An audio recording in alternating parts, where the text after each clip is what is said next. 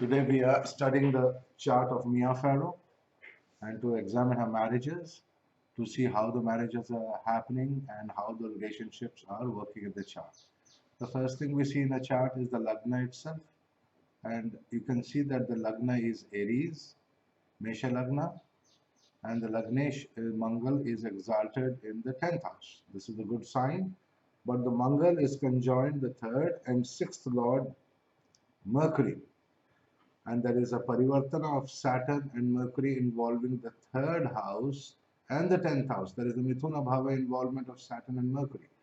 This parivartana is going to cause Saturn to become a very strong factor, or this person wants a lot of changes in life. Such a person could easily get bored with things and want a lot of changes, wants entertainment, Mercury, laughter all the time.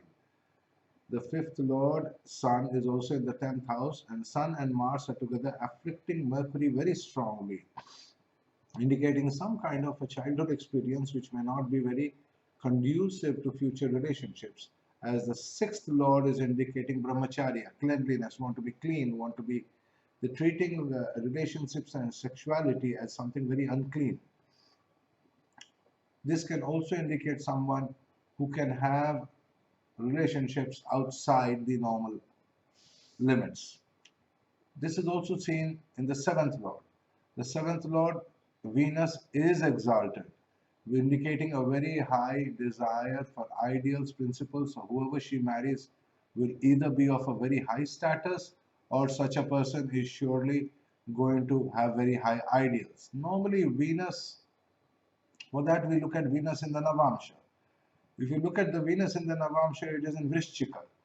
When Venus is in Scorpio Navamsa, you can clearly say that the marriage experience of the first marriage at least is guaranteed to be very painful, or every marriage which is brought about by Venus from the Rasi chart is going to be painful.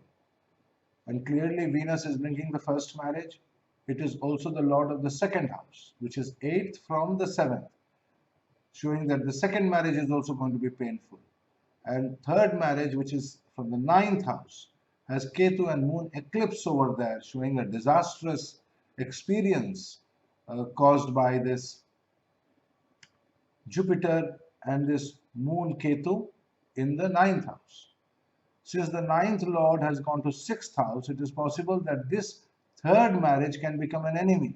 So like this, we can see each of the marriage possibilities, and by examining every 8th house from the concerned marriage bhava.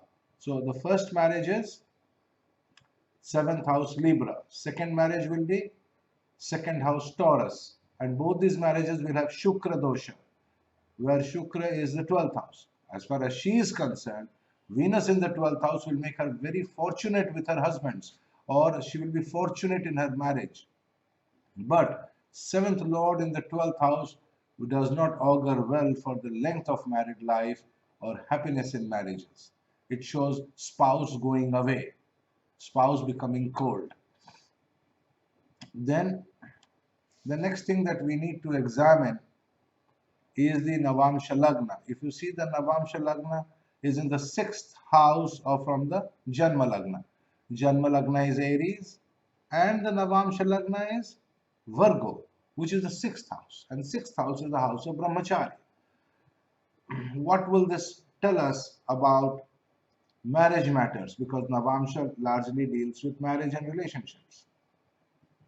It is obvious that this is going to be an area of major challenges in life, because on the one hand you want to maintain some kind of a purity and brahmacharya, and on the other hand you want to have a normal married life with a normal physical and mental relationships. Both are quite contradictory views on relationships and marriage.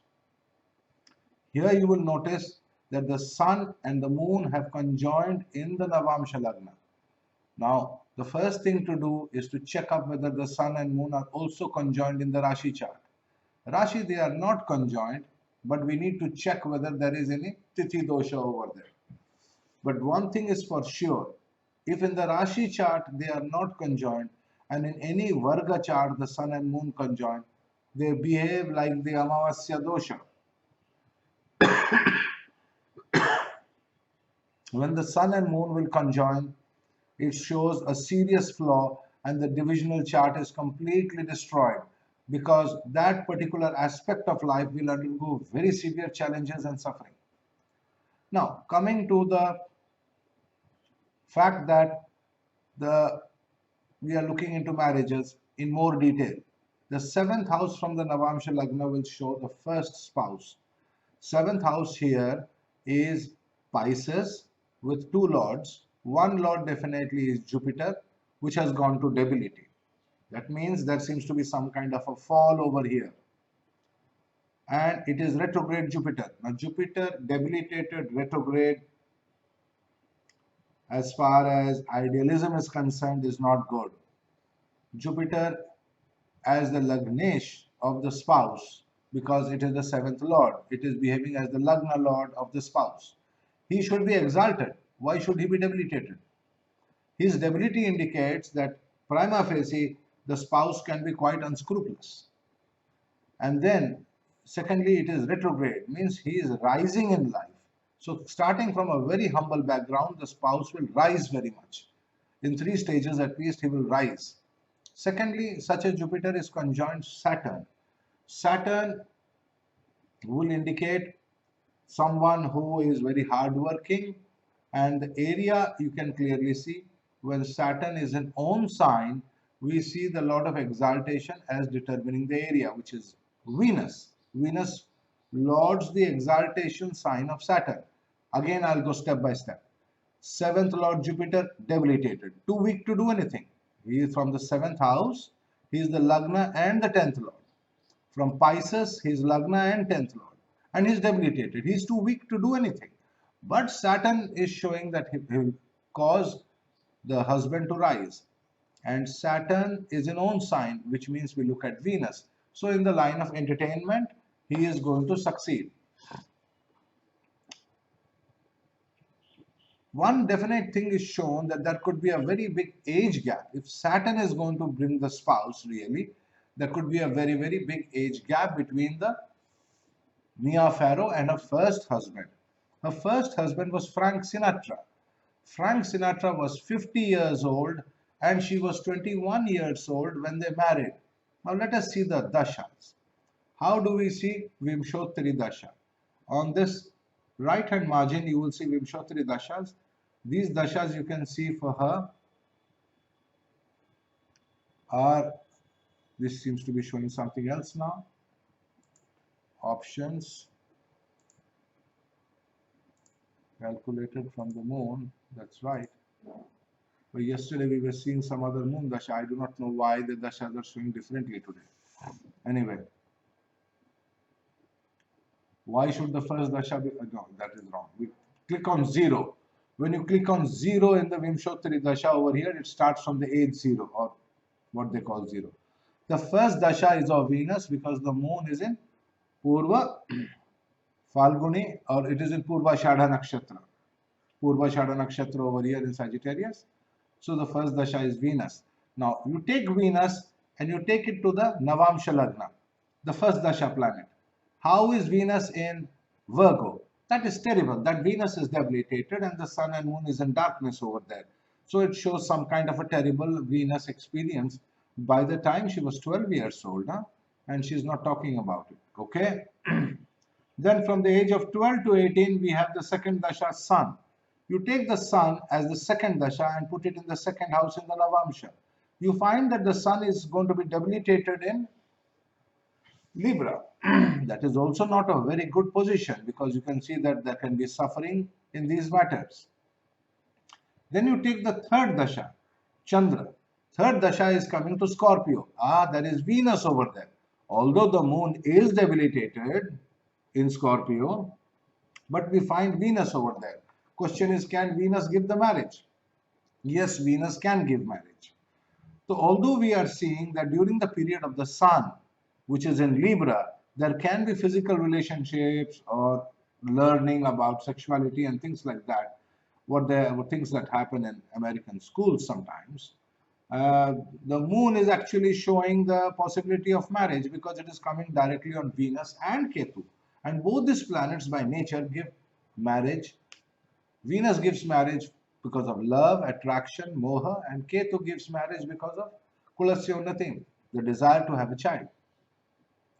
So now we click on the date and take the Vimshotri Dasha to the moon, which starts at 1963, and we take it to the Antardashas.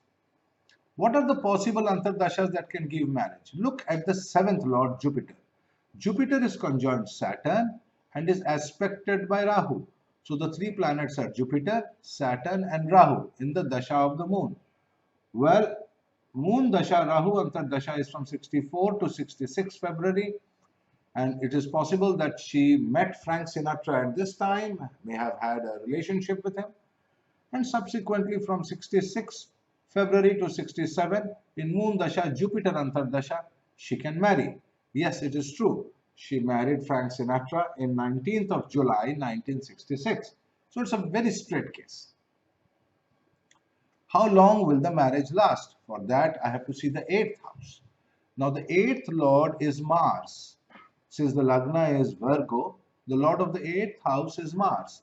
And Mars, how is Mars placed? Mars is in the 6th house. 6th is the house of Brahmacharya.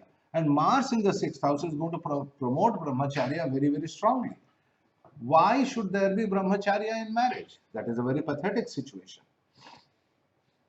So, which indicates that, well, disturbances in the marriage are bound to start because of Mangal. Mangal means other men can come into the picture, or some kind of a fighting is happening over there. Lots of differences of opinion are happening over there.